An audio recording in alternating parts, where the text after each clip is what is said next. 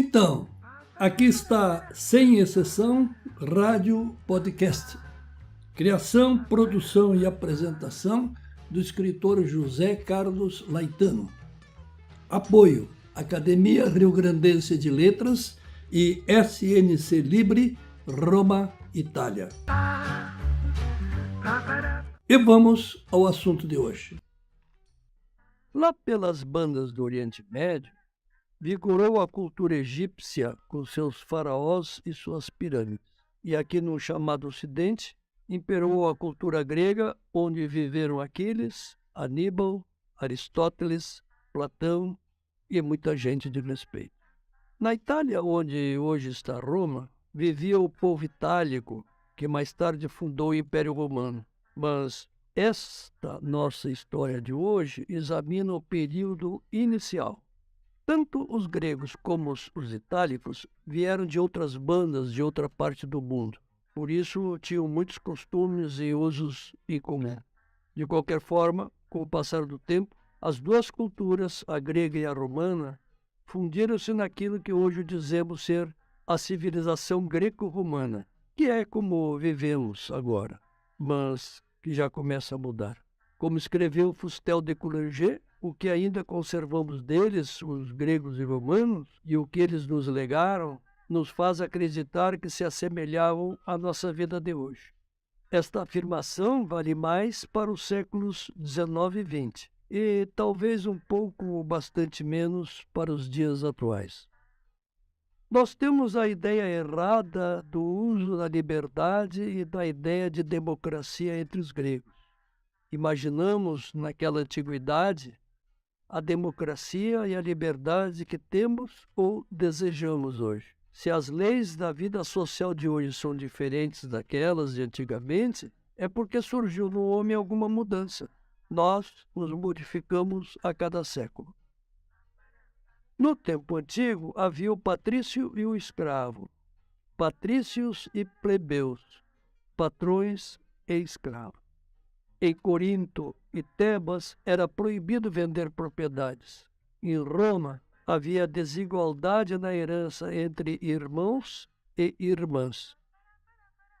Os antigos tinham a religião privada que estabelecia as regras da convivência familiar. E, muito mais tarde, surgiu a cidade.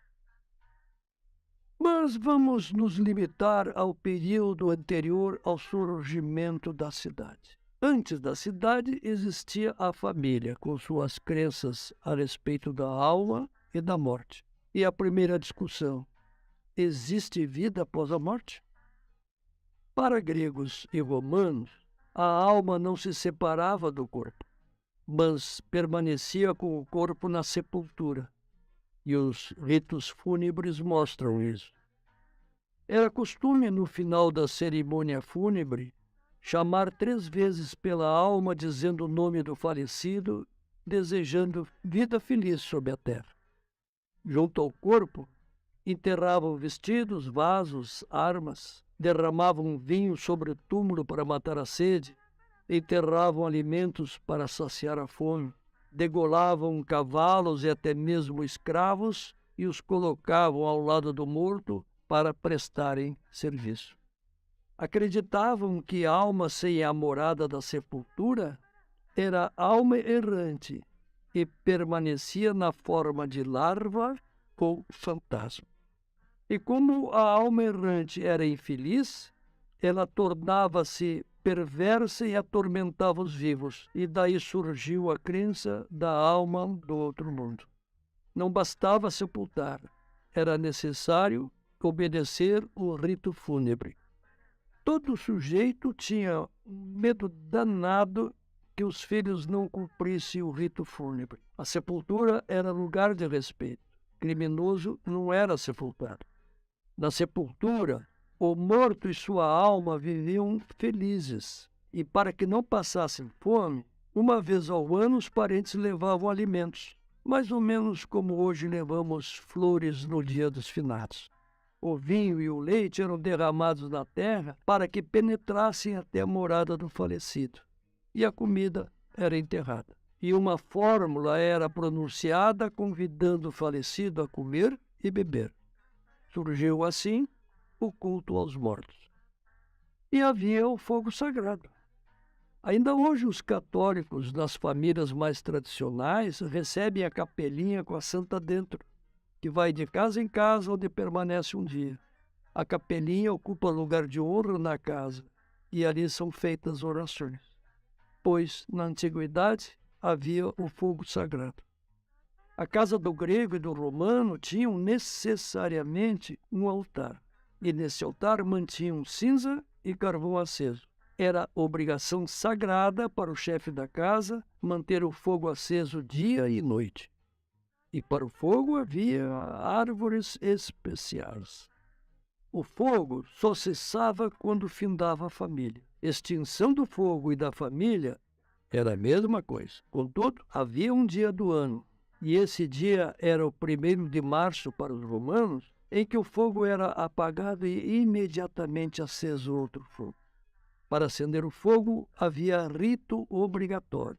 Precisava concentrar o raio do sol num ponto da madeira para que ela esquentasse até pegar fogo, ou friccionar uma madeira da outra, como faziam ou ainda fazem os índios. E atenção, o fogo era Deus. Ao fogo ofertavam flores, frutas, incenso, vinho, diziam preces e pediam proteção. Antes e ao final da refeição familiar, rezavam ao fogo. Antes de beber, jogavam vinho ao fogo. Antes de comer, colocavam parte dos alimentos no fogo. Desta forma, o banquete era dividido entre os homens e Deus. Ou seja, comer era cerimônia santa. Toda a prece dirigida a um Deus começava e findava com uma reza ao fogo. Quando mais tarde, gregos e romanos tomaram o hábito de representar seus deuses com figuras humanas, cada qual com um nome, surgiu uma figura chamada Vesta, e surgiu a lenda representando a deusa Vesta como mulher, pois o nome era feminino. Vesta significa altar. Vesta era a deusa virgem. O fogo sagrado era fogo puro, fogo casto, o sexo não podia estar em sua presença. O fogo é a verdade que brilha, aquece e cozinha os alimentos. Além disso, o fogo concede aos homens a pureza e ordena o bem e o mal. Então, havia a religião doméstica. Hoje não se admite religião com mais de um Deus, que a religião não diga respeito a todas as pessoas e que não seja acessível a todos. Para os antigos, todavia, não era assim.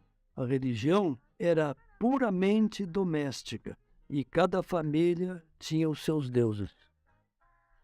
O culto aos mortos, o fogo sagrado e a religião formavam uma coisa só.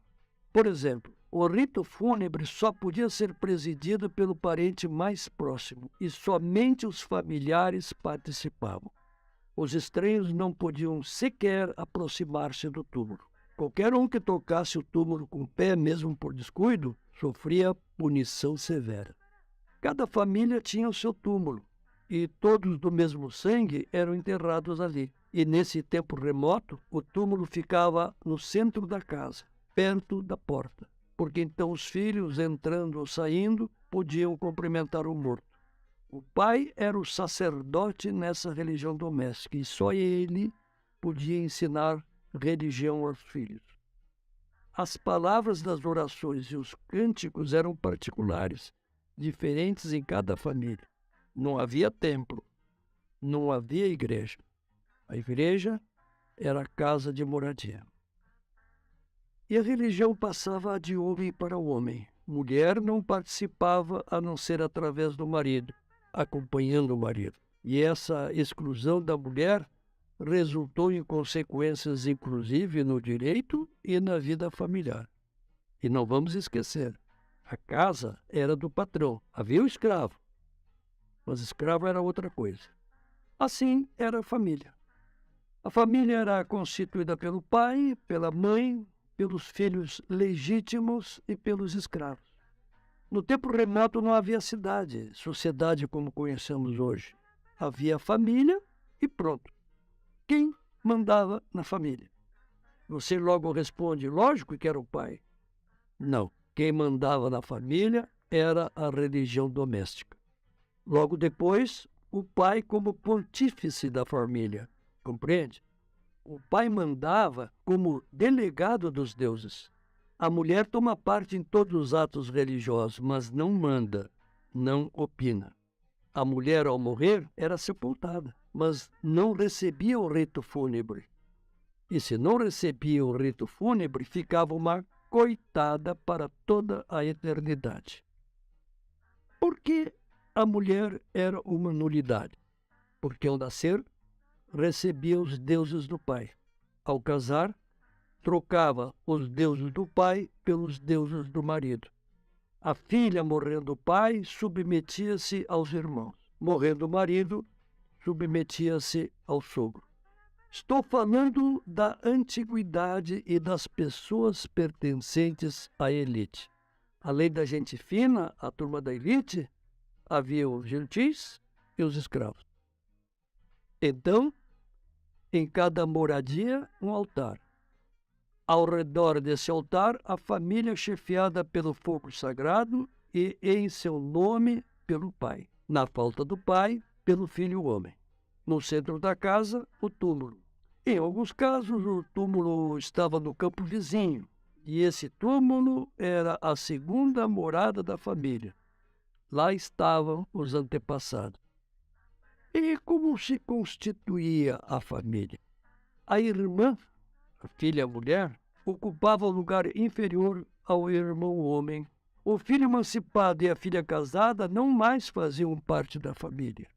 Lembre que a mulher, ao casar, assumia a família e os deuses do marido. Agora, um dado importante. O princípio da família não era o afeto. O que unia a família era o fogo sagrado. E é esse fogo que confere ao pai, ao varão, o poder familiar. O direito vive de persa. A antiga língua grega tinha uma palavra para designar a família. Dizia-se epistion, o que literalmente significa aquilo que está perto do fogo. E o casamento? A primeira instituição que a religião doméstica estabeleceu foi o casamento. E qual a posição da mulher? Como filha, assistia os atos religiosos do pai. A esposa assistia os atos religiosos do marido. Era assim. Casamento para a mulher não significava apenas a mudança de casa, de lar. Ao casar, ela abandonava o lar paterno, abandonava os deuses da sua infância, abandonava o fogo sagrado ante o qual rezou diariamente. Casar para a mulher significava invocar os deuses do marido, o fogo sagrado do marido. Entre os gregos, o casamento compunha-se de 3 atos. O primeiro diante do altar paterno, o terceiro diante do altar do marido e o segundo era a passagem do primeiro ao terceiro. E como acontecia isso?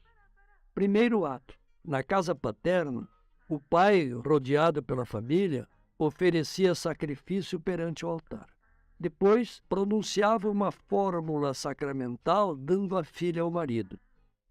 Em outras palavras, a filha devia ser desligada do lar paterno.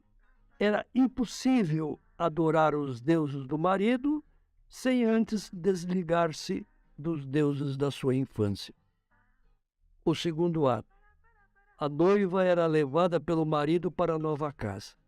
Em algumas cidades gregas, quem conduzia a noiva era um tipo de sacerdote denominado arauto. A jovem tinha o rosto coberto por véu, na cabeça uma coroa de flores, vestido branco, e era conduzida num carro. Durante todo o percurso, as pessoas cantavam um hino cujo estribilho dizia ó Imen, ó Imenai, e o hino tinha o nome de Himeneu. Esse hino era tão importante que emprestava o nome a toda a cerimônia. A noiva não podia entrar na nova casa por seus próprios pés. O noivo fingia estar raptando a moça, as mulheres do cortejo gritavam fingindo defendê-la, e o marido carregava a noiva no colo para entrar em casa, cuidando para que seus pés não tocassem na soleira da porta.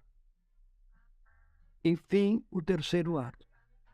Na frente do altar do marido, a noiva era aspergida com água, que hoje diríamos água benta.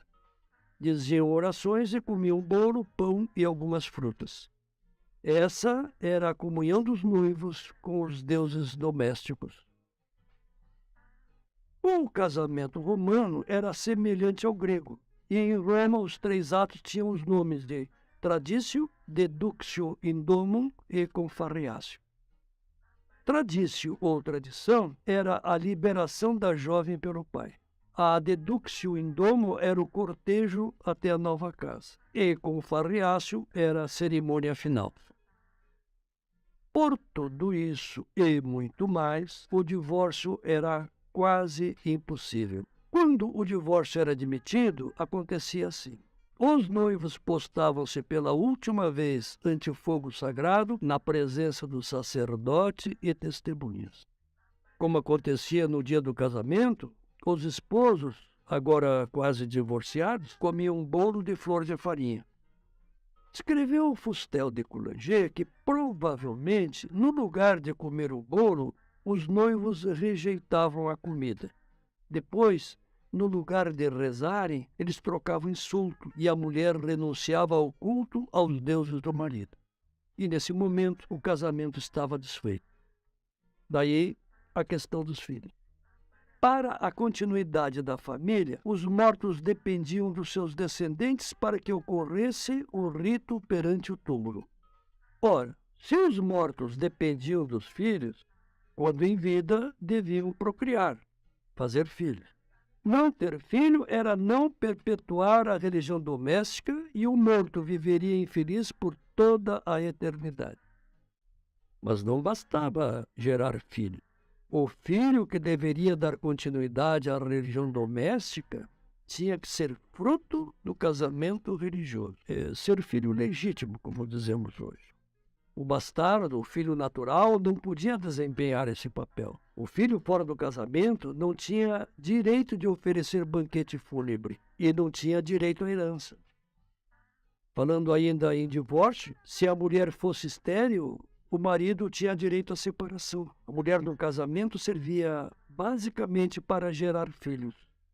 Mas se fosse o marido estéril, a esposa podia substituí-lo por um parente. E se isso não acontecesse, o casal sem filhos sabia que sua família seria extinta com sua morte. Qual a alternativa? A alternativa era a adoção. O filho adotivo era iniciado nos segredos do culto doméstico. A adoção se realizava numa cerimônia sagrada semelhante ao nascimento do filho legítimo. Nessa cerimônia, o adotado era admitido ao lar, aos deuses, e tudo mais tornava-se também dele. O pai dizia in sacra transit, ou seja, o adotado renunciava ao culto da família de origem e assumia os novos deuses. Filho homem, fruto do casamento, para poder casar, necessitava ser emancipado. Significava renunciar ao culto da família onde nascera. O filho emancipado não era mais membro da família, nem pela religião, nem pelo direito. Por isso mesmo, Platão afirmou que o parentesco era a comunidade dos mesmos deuses domésticos. Parentesco era a comunidade dos mesmos deuses domésticos. Isso para os homens. Não se podia ser parente pelas mulheres. Com o passar do tempo, anos, décadas ou séculos, na medida em que a antiga religião enfraqueceu, a voz do sangue falou mais alto, e só desde essa época o parentesco foi reconhecido pelo direito. Vamos recuar só um pouquinho para lembrar. Primeiro surgiu a família com seus deuses privados. Vivia cada família por si. Depois surgiu a cidade. É certo que as crenças familiares subsistiram até depois do surgimento da cidade. E no início da cidade, sobraram contradições entre o público e o privado, como dizemos hoje. Fustel de Coulanges indaga em seu livro A Cidade Antiga, que aqui estou reportando, se não era contraditório viver em sociedade ou na cidade e ter deuses particulares em cada família, pois assim aconteceu por muito tempo. Conforme Fustel, o rico precisa do pobre seu trabalho e o pobre precisa do dinheiro do rico. Nesse sentido, o servo era admitido na família através de cerimônia parecida com a do casamento. O servo postava-se ante o altar, derramavam água santa sobre sua cabeça, comiam bolos e frutas e era adotado oficialmente pela religião doméstica. O novo lar protegia o servo. O escravo ganhava deuses e perdia a liberdade. Pela religião estava ligado à família, mesmo depois de morrer. Se o senhor o libertasse e tratasse o escravo como homem livre, ainda assim ele continuava pertencendo à família através da religião. O liberto necessitava de autorização do chefe da família para casar, e os futuros filhos desse liberto mantinham obediência ao chefe da família. Com o tempo, os filhos, os netos, os escravos, os libertos e coisa e tal, criou-se no seio da grande família numerosas pequenas famílias. Vamos pensar no hoje para compreender melhor. Tem um casal de avós com 3 filhos. Isto é uma família. Cada filho cresce, casa e tem seus filhos. Cada filho forma uma família. Então, até aí já temos avós, os filhos, os netos, os bisnetos, sobrinhos, netos, etc. Cada pequena família está agrupada na grande família original, que digamos sejam os avós. E todos eles formam a grande família. E este grande grupo era chamado de clientela.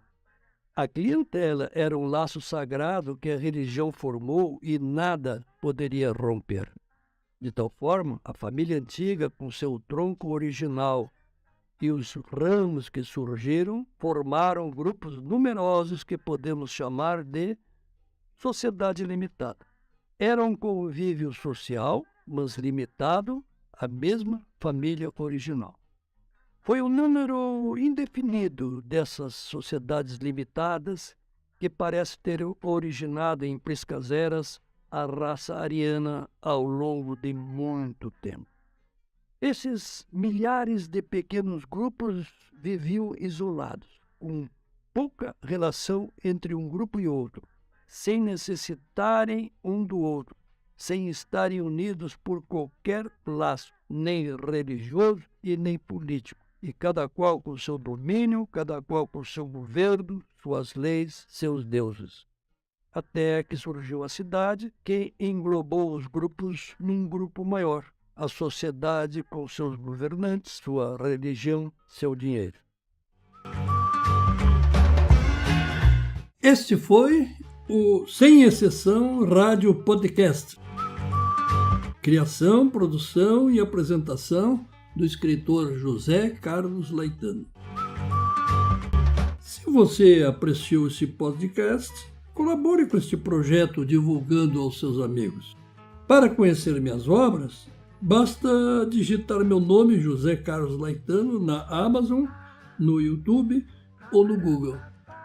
E não esqueça, você é o que pensa, e você pensa o que lê e ouve. E até o próximo sábado, ao meio-dia.